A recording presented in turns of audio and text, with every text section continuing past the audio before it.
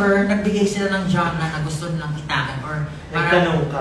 Nagtanong ako parang anong gusto nilang ipakita na SB19 sa susunod nating album.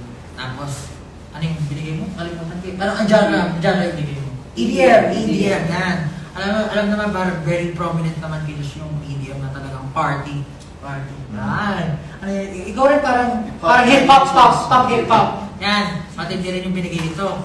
Tapos, si Justin naman, acoustic ballad. Medyo ano to eh, medyo... Sandy Boy. Sabi ko ba? Oo, medyo Your boy. Tapos si Stel naman, ang binigay niya, medyo theatrical yung atake. Pero kasi, naisip ko rin, yung Wyatt medyo ganun na. So parang i-reserve muna natin yung binigay ni Stel para sa mga susunod na Hindi ka favorite? Okay lang. Favorite ko naman yung sarili ko.